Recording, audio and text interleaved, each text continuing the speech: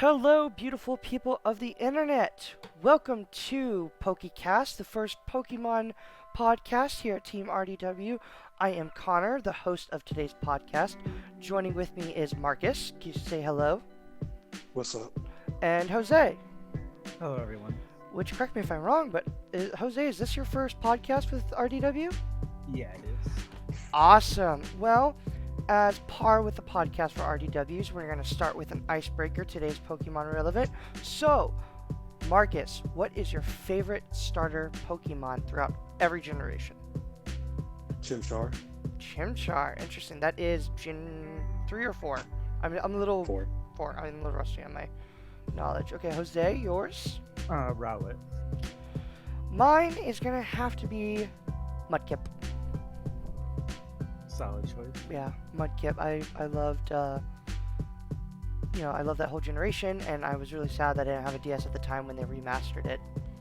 Same. Yeah. Okay, so we're just gonna go straight into this. So, we are gonna start with talking about Pokemon Sword and Shield. First off, Dens in the Wild area. Brand new mechanic for Pokemon as far as I know throughout any generation, right? 100% new. Huh? 100% new. Yeah, 100% new. What do you guys think about it? Do you like it? Do you hate it? Do you think you would want it in more games, or you think this is kind of a one-off deal? I like it. I just feel like it would be better, if the whole game was like that. So instead of just like a specific area and then you still have the routes to different areas, it's just all open world where there's like different entrances to the different cities, kind of like a normal open world JRPG. Yeah. Okay. Yes. And you agree? Mm-hmm. Okay. Well, let's dive a bit into Den specifically, because brand new mechanic, and as far as I have seen throughout the game, it's actually made the game broken. What do you guys think? Broken how?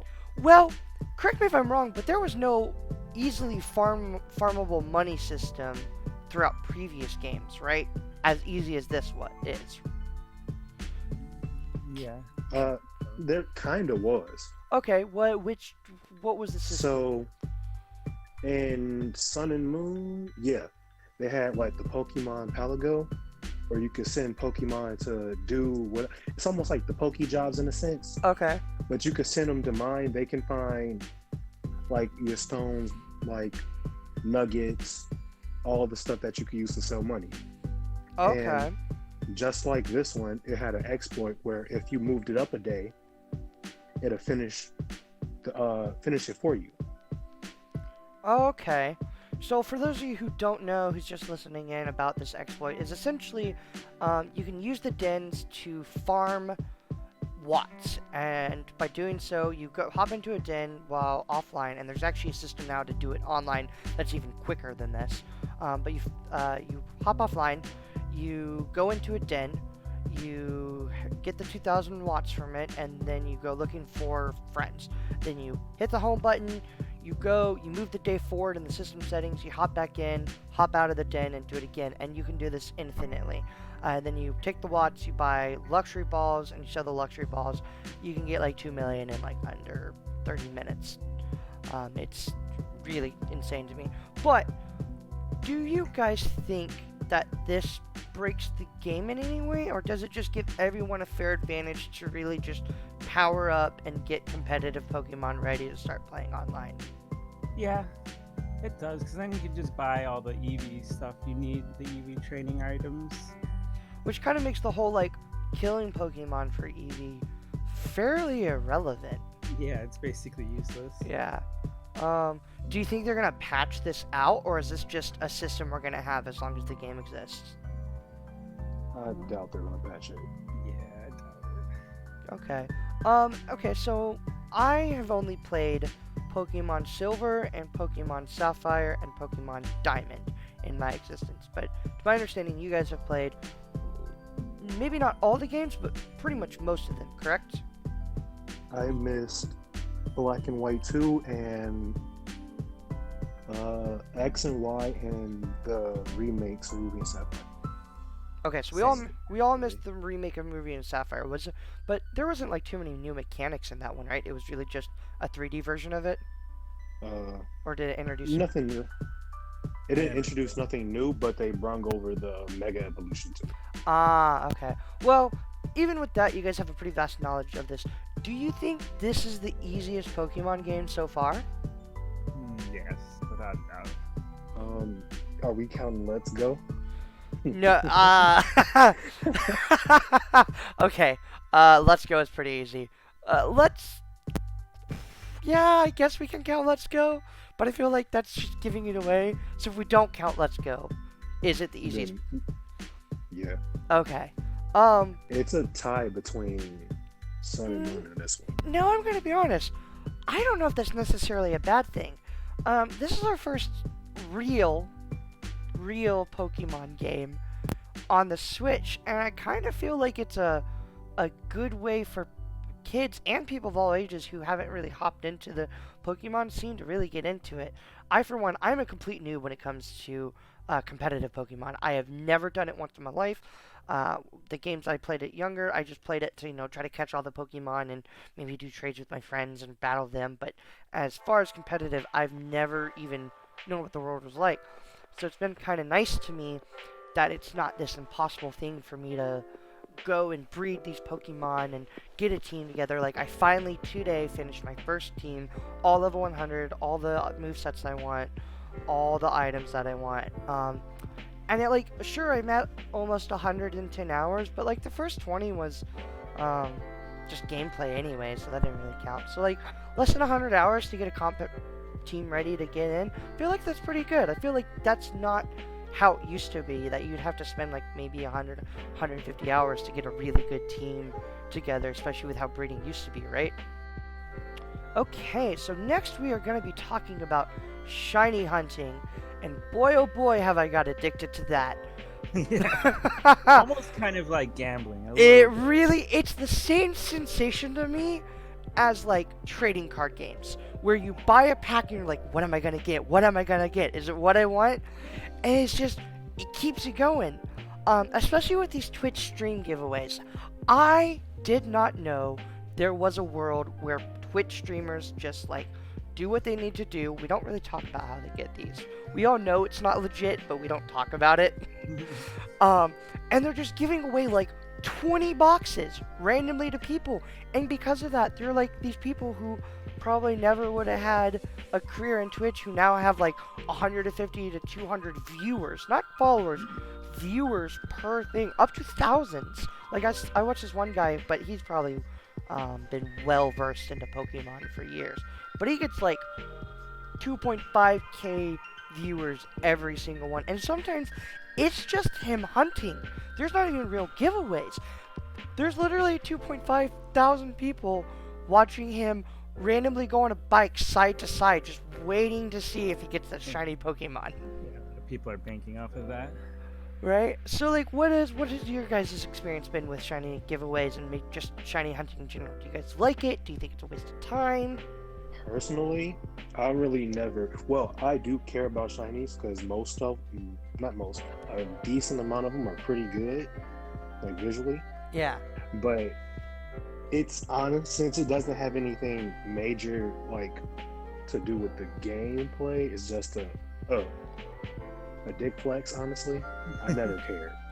It's like if I hatch one in the process of me like breeding, cool. If I find one, cool. Other than that, it's just like I don't care about it.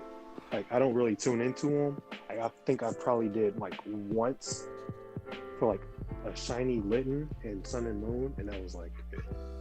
Okay. Jose, what about you? I kind of like it. It's kind of tedious. I was looking for Impidimp shiny. I was trying to breed for him. I was also breeding for my like competitive team. So I did get that shiny the regular way. Okay, instead of a Twitch stream giveaway. Yeah. Or like Yeah, Facebook. so that was the first one in Sword and Shield. After that one, I kind of was just like, well, time to go find other ways to do this. I actually got real lucky with Aggie Slash and got a shiny Aggie Slash like 15 eggs in. I think I was like 90 eggs in or something around there. Yeah.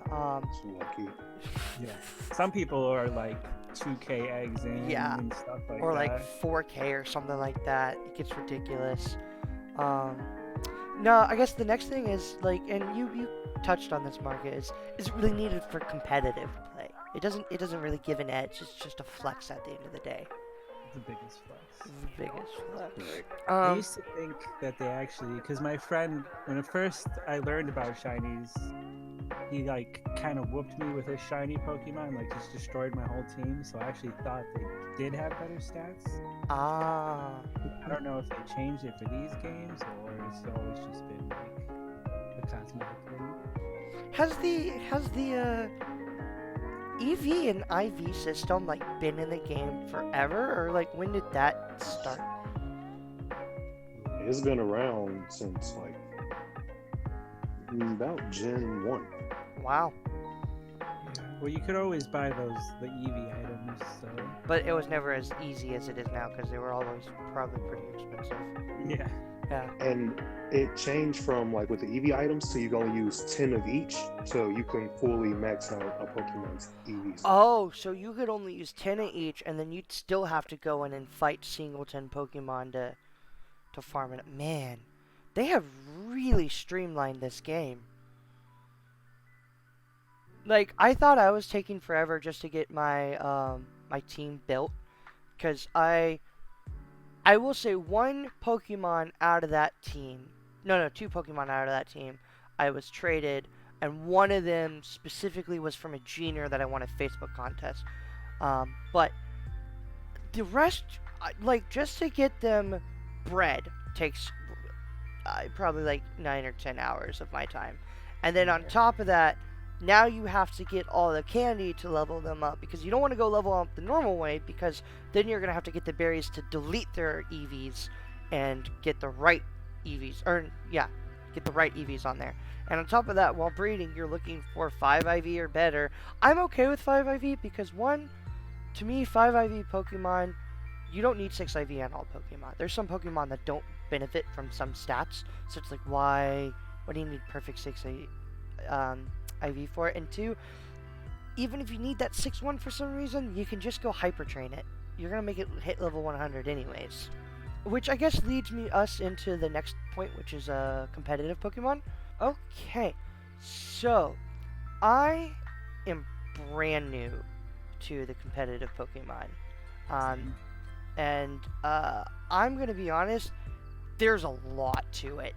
Like, I thought it was just, okay, breed, build your Pokemon, and then let's go fight. But no, once you get into the fighting, it's like a chess game.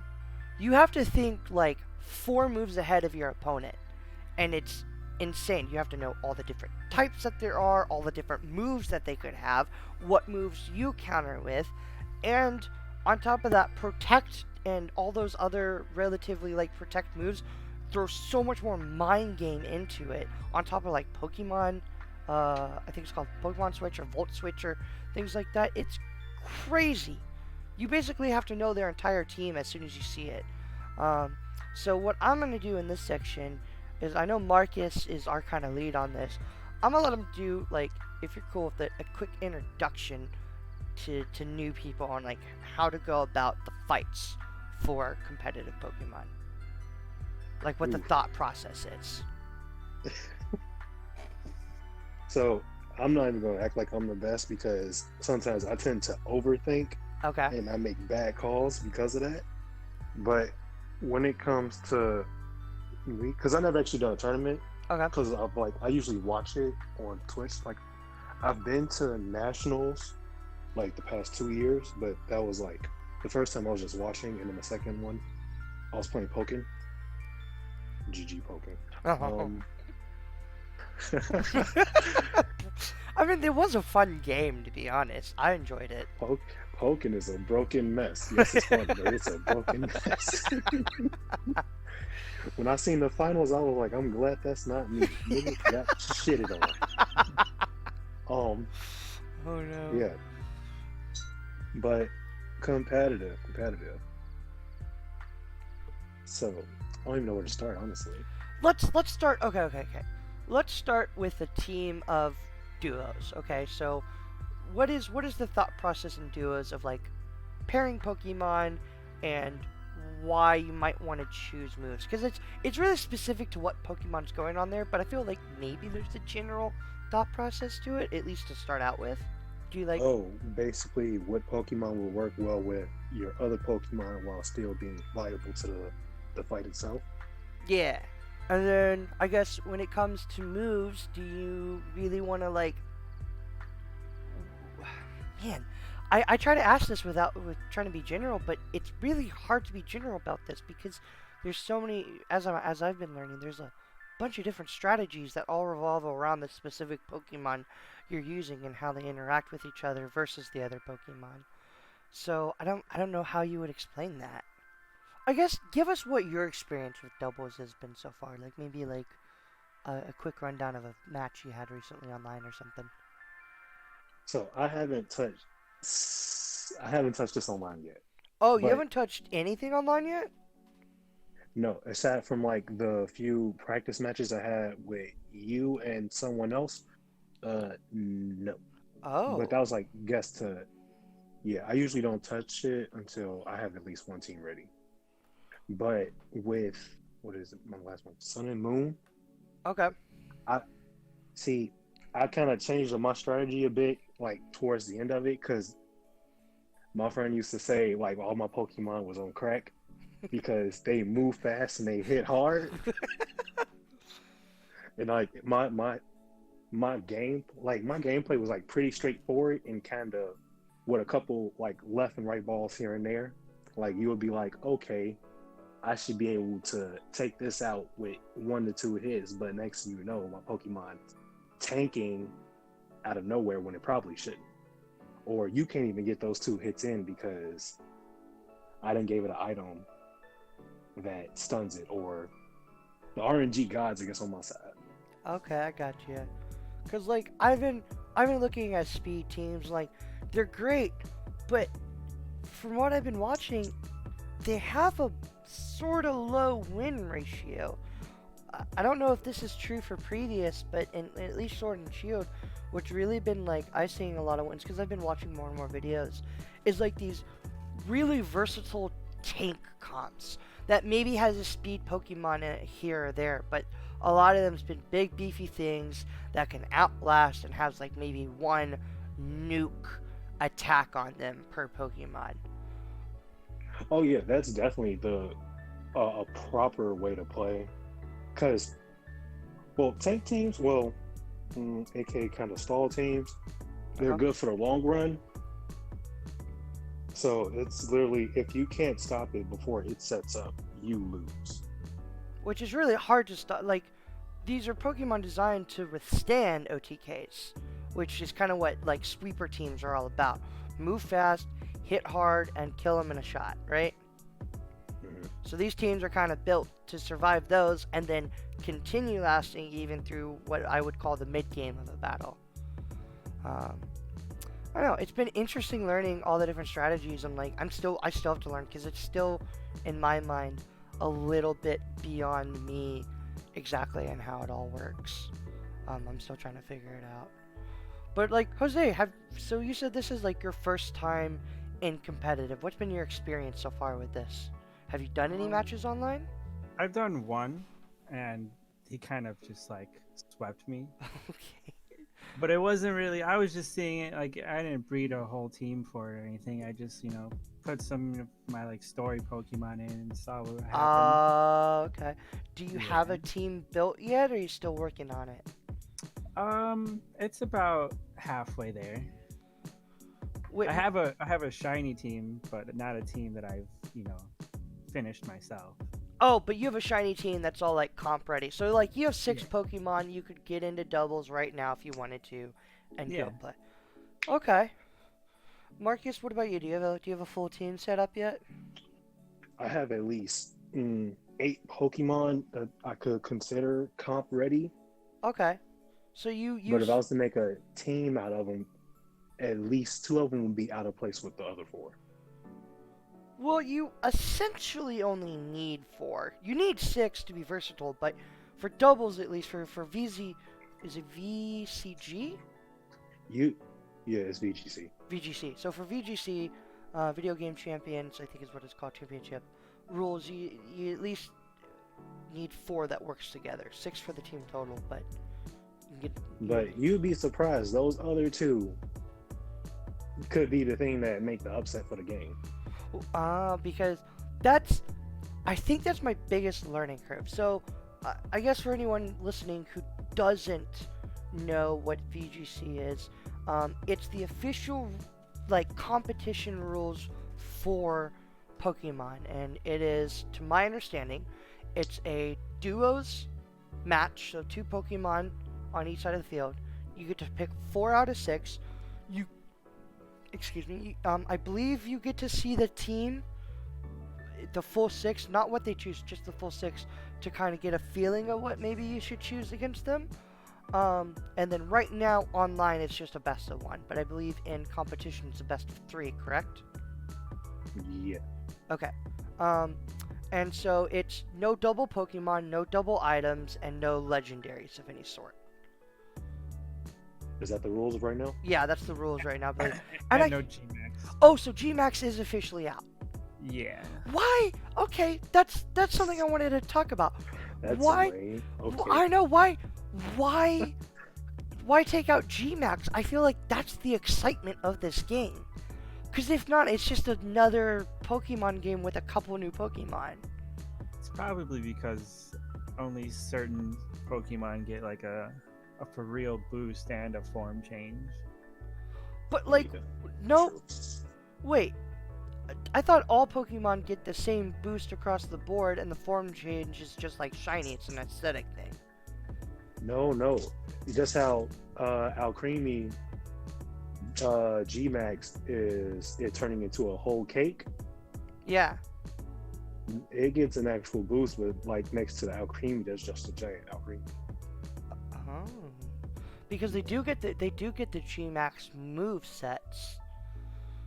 So Gmax is officially out as in 2020 of VGC. That kind of sucks, because I have a Gmax Charizard, and now I'm sad. Yeah. I had a Gmax shiny as well. The only Gmax I had comp ready was Dreadnought, which kind of sucks because I don't like Dreadnought for the life of me. I guess trained it up because Gmax. Fair enough. Well then, I guess we can move on to the next part a little bit, which is do you guys? I guess this would be more Marcus' question, but do you guys like the current meta, or do you think it's kind of stagnant, or do you think there's a lot of strategies and you really like how versatile it is? Okay, this is back to my lack of knowledge right now. Okay, so you've been watching it, right? Yeah. What's in the current rotation of the meta? Okay, so what do people burn the most? No, I'm not an expert on this, but what I've been watching a lot is 1 of 2 teams. Super fast sweet team with a backup just tank setup. Actually, sorry, 3 setups. Then there's another meta called Trick Room, which I'm still kind of learning on how all that works. Trick Room is definitely not new, and I already got my Trick Room set up. Oh, Pokemon set up. Fucking hate you. Trick Room. Okay. Can you explain Trick Room then? I'm so confused on how it works. I haven't read the move set yet, but this is going to be the easiest way to explain it. Would you consider that I move faster than you? Oh, so Trick Room changes the speeds? No. So, okay, I move faster than you. Yes. Someone puts up Trick Room, you now move faster than me, and I'm slower than you. Oh, all because of Trick Room, so it changes the speeds? It basically gives it. I wouldn't say it changes your speed, but it allows the slower Pokemon to go first. Oh, that's some bullshit. It's for the heavy tank teams that aren't fast moving. So Pokemon with Prankster and stuff, that's part of Trick Room, right? Yeah, I've seen Prankster. I need to set up a Trick Room team, because right now I have a speed team with some tank in it, but damn. Man, Trigger, I'm gonna wipe me.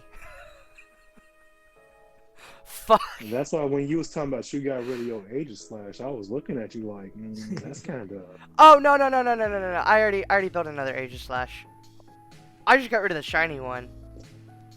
I already had a backup 6 IV, or not 6 IV, or 5 IV, so I just need to like re-100 it and get the moveset back on it. It won't take that long. I don't need to breed for it again.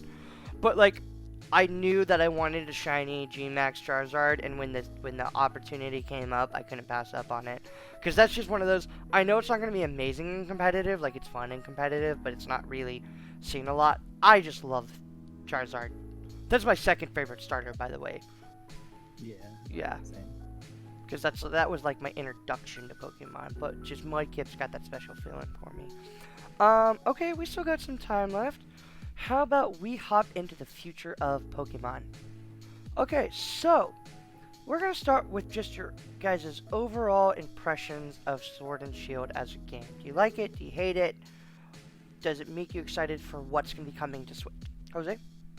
Okay, so I like it overall. The story was good, but it was really easy. I kind of like the after story stuff more than the actual story. Same.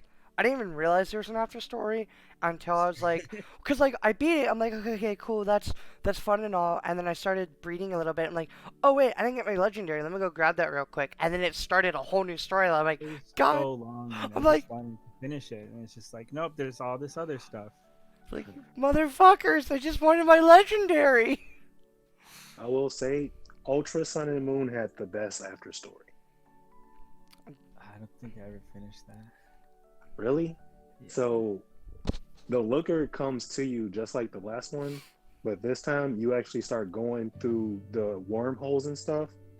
And that's then after that, Rainbow Rocket shows up, and Lily actually has a Pokemon and battles with you Oh shit. while you take out Rainbow Rocket. Dang. Yo, I hope we get a port of that one day, or a remake. Well, wait, isn't Ultra a remake of Sun and Moon? It's basically just how like Black and White 2 was like a different storyline of Black and White. So it wasn't a true remake, it was just different story. Yeah, different time. Man, this has me wishing I had a 3DS to play these games on. I really missed out on like a lot of years of Pokemon. Okay, so Marcus, what's been your overall impression of Sword and Shield? I mean, I like it. It obviously could have been better, but for what it is, it's good. Same, I agree. It's I'm gonna be honest, I'm thoroughly addicted. I picked this up like borrowed it from a friend like week 1 of December, and I put almost 110 hours. I think I'm at 110 hours now in a little less than a month. I think I'm at like 256 right now. God. Yeah. And it's I'm not even probably around 180.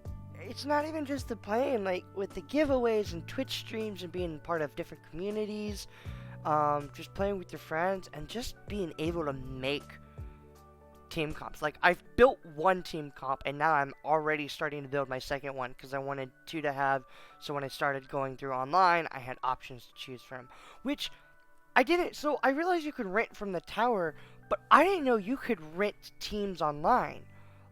Like, you could literally go play online and rent teams, which I think is kind of interesting in the sense that it allows people to figure out what kind of team they want to make before they spend all those hours on actually breeding and making their own team.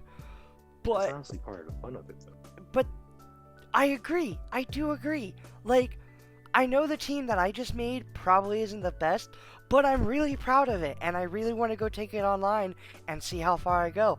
I might get sweeped the entire time. I might not make it past rank 4, but I'm proud of it. I like it. There's only a couple Pokemon I did because of the meta. The other Pokemon I just like.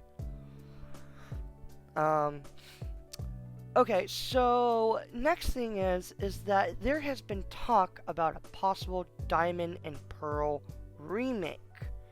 Now, here's the big question. If that is to happen, is it just going to be remastered in the graphics of Sword and Shield but Diamond and Pearl, or is it going to be like Diamond and Pearl Ultra, where it has the same general storyline, but we get wild area, we get dens, we get new mechanics, and it feels like Sword and Shield, but Diamond and Pearl. Do you guys want that, or would you rather it just be like remastered, same general mechanics, except you get to like have it in 3D with the Pokemon roaming around? Jose? I feel like I'd like it Oh. first way better. Yeah, Jose. I feel like I'd like it the first way better, where it's like a kind of a different telling of it. Okay. But I feel like we're just gonna get the remake, just like with the wild area just put in there. So like different telling a little bit, but same general storyline. Yeah. Okay, Marcus, what do you think? That's kind of how I think it is. Just same, more or less the same telling with the wild area in it and overworld Pokemon. Do you think dens are going to continue to be a thing, or do you think that's going to be specific to Sword and Shield because of the whole Dynamax system?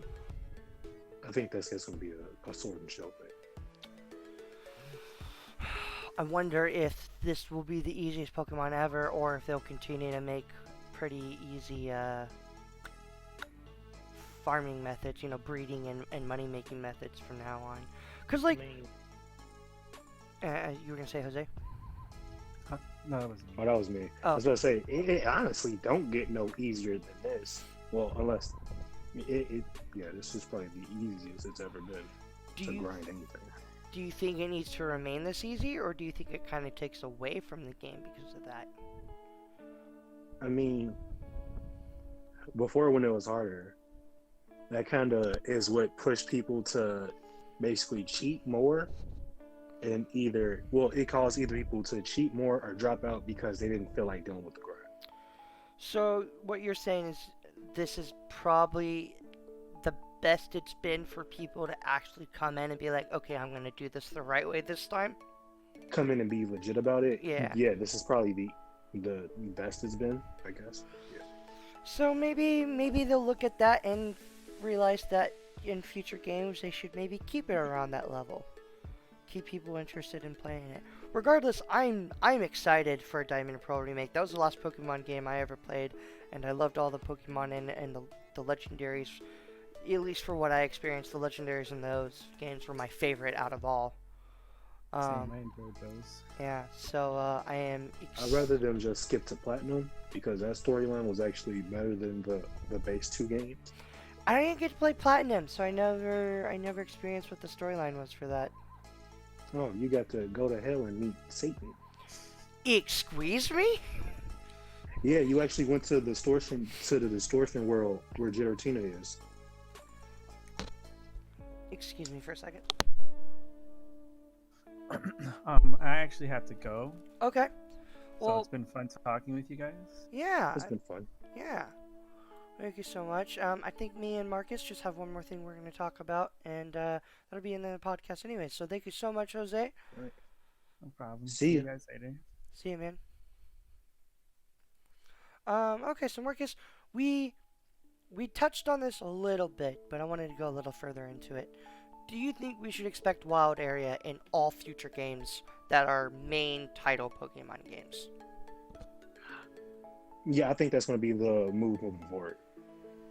Now, do you think because of the Wild Area and because Home is going to exist, do you think we will never get another National Dex, or do you think they'll put National Dex in the next one? So, I'm not sure if I heard correct or my memory's off, but I'm thinking they're no longer doing National Dex, which I get it. It really does suck because it's like a few Pokemon out. I would love to bring over Infernape to every single game I play, but I can't. That's their choice. As the people, we can complain, but ultimately, it's their choice at the end of the day. I will say from my point of view, I don't know if I really have a stand on the National Dex. I've never experienced a game with a National Dex, and like there are Pokemon from previous generations I'd love to be able to play with, but I also get modeling all of them in this style of modeling with overworld capabilities, their own animations and stuff, I can see that being a bit daunting. But at the same time, every Pokemon isn't in the overworld, and a lot of animations are the same from like X and Y. Like, guess like bumped up to look a little prettier.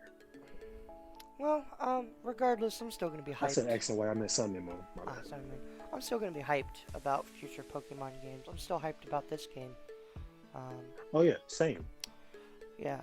Okay, so last thing we're gonna cover today, we got announced, I don't know how long ago, but pretty recently, we're having a direct this upcoming Thursday. So it's currently the 7th of January 2020, and it's gonna be on the 9th of January of 2020. What do you think we should expect on this direct? I hear it's gonna be about 20 minutes long, which is kind of the longest Pokemon Switch direct we've had.